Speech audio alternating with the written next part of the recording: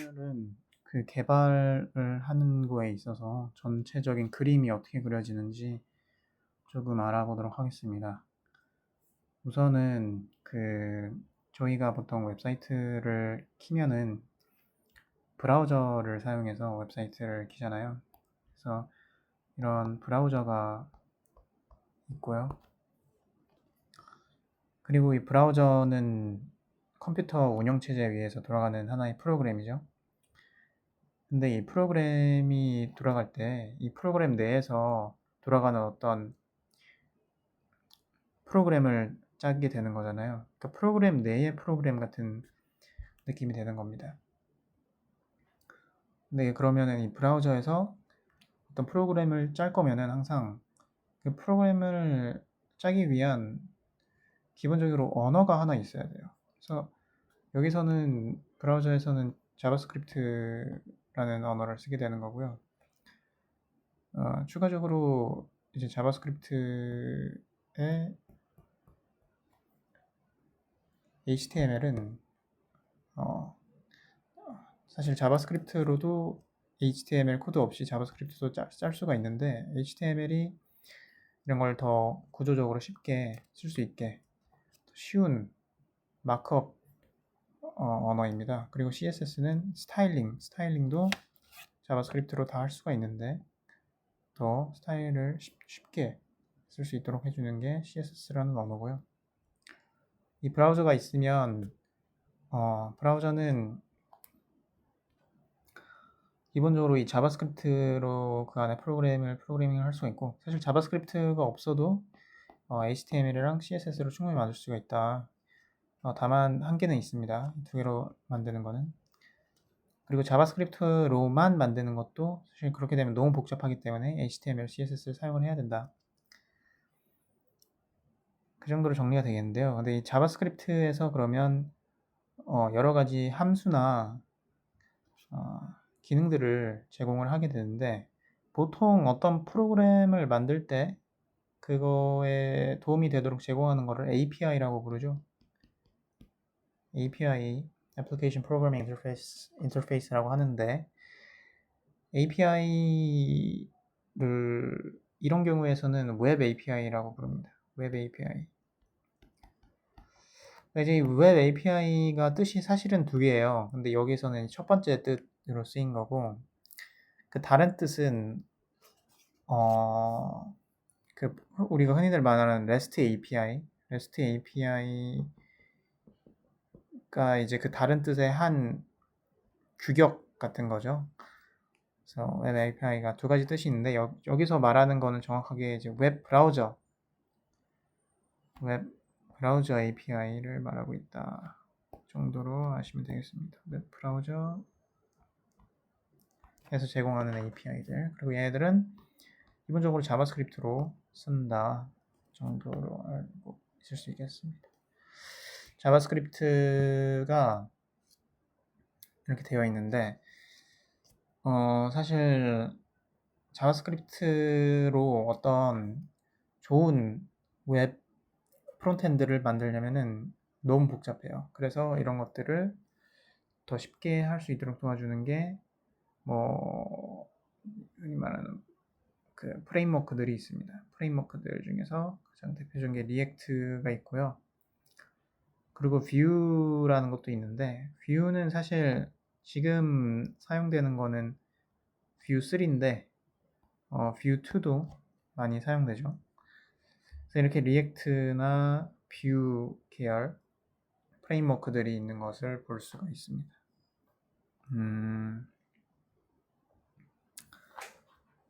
그래서 그런 쪽으로 하면은 프론트엔드에 대해서 좀 깊게 배우고 싶다 하면은 정말 자바스크립트를 제대로, 이게 자바스크립트가 종류가 너무 많아가지고 이런 자바스크립트를 바닐라 자바스크립트라고 하는데요. 이게 왜냐하면 나중에 다양한 종류의 자바스크립트가 나오기 때문에 바닐라 자바스크립트라고 하고, 그리고 웹 개발을 제대로 하려면은 프레임워크들을 사용을 하면 우리가 요즘 보는 좀 깔끔하고 그리고 빠르고 사람들이 좋아하는 류의 웹 앱을 프론트엔드를 만들 수가 있겠죠. 제가 계속 웹 앱이라고 하는데 웹 앱도 사실은 뜻이 두 가지거든요. 여기서 쓰이는 웹 앱이라는 뜻은 기본적으로 이 브라우저 안에 돌아가는 프로그램을 말하는 거겠죠.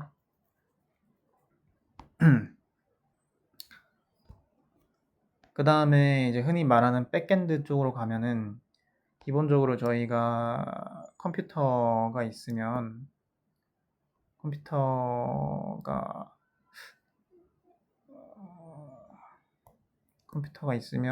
운영체제 위에서 돌아가잖아요. 운영체제가 이렇게 있고 사실 이 위에 이거에 돌아갈 수 있는 프로그램들을 막 만드는 거거든요. 예를 들면 이 브라우저 아까 말한 것도 하나의 프로그램입니다. 운영체제는 주로 C 언어를 쓰죠. C 언어를 쓰고 정말로 제대로 된 프로그램을 만들려면은 보통 이런 브라우저 같은 경우에도 C 언어로 되어 있습니다. C 언어 계열, C++도 사용하겠죠. 그래서 예를 들면 여기에 브라우저가 하나가 돌아갈 수도 있고요.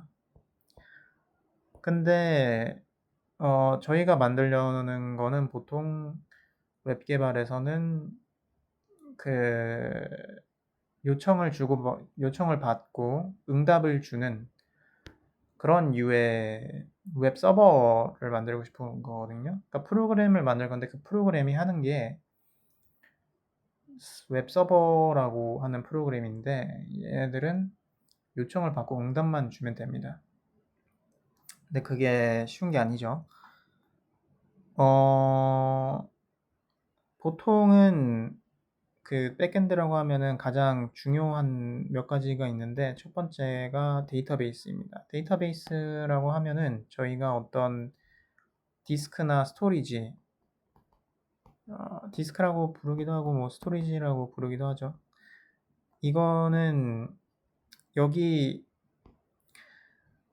대비되는 개념이 보통 메모리라고 하는 메모리 혹은 뭐 메인 메모리 라고도 부르는데 이 메모리라고 하는 것은 CPU가 당장 사용하는 굉장히 빠른 그런 거고 기본적으로 사이즈가 클 수가 없습니다. 작습니다. 반면에 이 디스크 스토리지는 사이즈가 엄청나게 크죠. 그래서 뭔가 저장하는 데 쓰는 거고 메인 메모리랑 CPU, 디스크 스토리지 이런 거 컴퓨터 구조, 기본적인 컴퓨터 구조고 뭐 그냥 모든 컴퓨터가 이렇게 돌아가면 된다고 보면 됩니다. 적어도 저희가 웹 개발할 때 쓸 컴퓨터는 이렇게 돌아간다고 보면 되고 그래서 디스크 스토리지에다가 저희가 정보를 저장을 해야 되는데 그 정보 저장하는 게 또 전문적으로 기술이 있는 게 그게 데이터베이스거든요. 그래서 데이터베이스 보면은 저희가 보통 테이블 형식으로 뭔가를 저장을 하는데 테이블 형식으로 저장하는 거를 이 relational 데이터베이스라고 하거든요. 관계형 데이터베이스라고 하는데 왜 테이블이 관계형 relational이냐 하면은 좀 설명이 필요합니다. 그러니까 relational 알제브라로 관계 대수 이런 것들로 그 표를 다 묘사할 수가 있어서 그런 건데 아무튼 기본적으로 그 저희가 말하는 그 표 형식 그리고 그 표에서 막 데이터를 다루는 거 SQL을 사용을 하죠. 그런가 하면은 사실 저희가 막 그냥 메인 메모리에서만 사용할 만한 자료 구조 뭐 예를 들면은 키랑 밸류만 있는 뭐 예를 들면은 철수는 2 그러니까 뭐 이런 표라고 하긴 좀 애매하고 키 밸류가 있는 키 밸류를 사용하는 물론 그 이 밸류가 또 예를 들면 철수가 있고 밸류가 또 막 나이는 15살 뭐 아이디는 1 이런 식으로 되어 있을 수도 있긴 하지만 아무튼 이러한 키밸류 형식으로 돼 있는 거를 보통 뭐 NoSQL 이런 식으로 하고, 이것도 많이 사용을 하죠. 캐싱이나 레디스 같은 거 들어보셨으면 아시겠지만, 그래서 이러한 데이터베이스들이 디스크에 저장하는 기술이 있는데, 얘를 잘 활용을 하는 거예요. 이제 데이터베이스를 잘 활용을 하면은 사실은 뭐든지 만들 수가 있죠. 저희가 사용하는 모든 서비스는 다 데이터베이스 잘 활용을 해서 그 로직을 잘 짜가지고 하는 건데, 그게 정말 어렵죠. 뭐 간단한 게시판 같은 거 하나 만든다고 하면은 쉬울 수도 있겠으나, 게시판에 어떤 이러한 특정한 기능을 추가한다, 뭐 좀 더 빠르게 만든다, 뭐 한다 하면 이게 쉬운 게 아닙니다. 데이터베이스가 그래서 가장 주가 되고요. 또 여기에 뭐 시큐리티 해가지고 보안도 신경을 써야 되는 이슈이기도 하고, 뭐 이런 거 저런 거 많이 개념들이 쌓여가는 거죠, 데이터베이스에서. 그리고 두 번째로, 근데 물론 저희가 하는 모든 게 데이터베이스를 요구를 하지는 않습니다. 예를 들면 그냥 여기서 받는 요청이 랜덤한 뭐 스트링을 하나 줘라, 랜덤한 문자열을 하나 줘라 해서 랜덤 문자열 뭐 A, D, F, E 이런 식으로 응답을 하면은, 이거는 그냥 프로그램에서 랜덤 문자열 뽑는 프로그램 기능을 사용해 가지고 하면 되겠죠. 근데 이런 류의 기능들은 사실 그냥 그러면 클라이언트에서 아까 말한 이 웹 브라우저에서 자바스크립트로도 할 수가 있는 건데, 데이터베이스가 필요 없으면은 굳이 안 부르겠죠. 그래서 보통은 데이터베이스가 주가 되는 거고요, 백엔드는. 그리고 여기서 두 번째는 웹 통신이겠죠. 웹 통신에서 받고 주는 거, 뭐 그런 거를 실행을 하는 게 서버라고 보면 될 것 같습니다. 당연히 쉽지 않지요. 그리고 또 어려운 게, 이게 사람이 적은 양의 사람이 사용하면은 쉬운데, 뭐 1억 명이 사용한다, 그럼 또 상당히 골치가 아파지지요. 그러면 이런 거를 이제 어떻게 만들 거냐 했을 때, 저희가 아까 운영체제 C 언어로 되어 있다고 하는데, C 언어로 만들기에는 너무 C 언어가 복잡하고요. 보통은 여기 이제 자바나 파이썬 같은 뭐 런타임이 있습니다. 그러니까 이 위에 돌아가는, 그리고 아까 말한 자바스크립트, 노드.js라고 하는데, 얘네들 위에 돌아가는 거를 만드는 거예요. 이 런타임에, 자바 런타임에 돌아가는 거는 자바로 만듭니다. 파이썬 런타임에 돌아가는 건 파이썬으로 만들고, 자바스크립트 런타임으로 돌아가는 건 자바스크립트로 짜야겠죠. 그래서 이 런타임에 돌아가는 얘네들, 예를 들면 자바는 이렇게 런타임으로 돌아가는 애들을 짜는데, 또 복잡한 거예요, 짜기가, 서버 만들기가. 그래서 또 프레임워크들이 있죠. 자바는 대표적으로 스프링 같은 놈들이 있고, 예전에 스프링 전에도 유명한 애들이 있었던 것 같은데, 파이썬은 아마 장고 들어보셨을 거예요. 장고. 요즘에는 파스트 API도 요즘은 파스트 API가 더 유명한 더 많이 쓰이는 것 같은데, 이거 자바스크립트 같은 경우는 엑스프레스 아마 들어보실 수도 있는데, 엑스프레스, 근데 요즘에는 네스트가 더 많이 쓰이는 것 같습니다.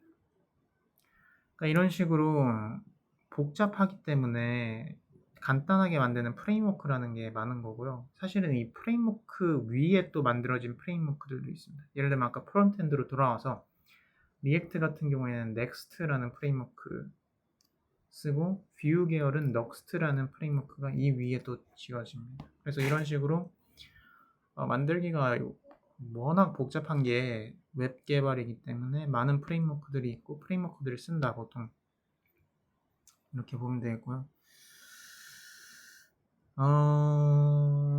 그렇다면은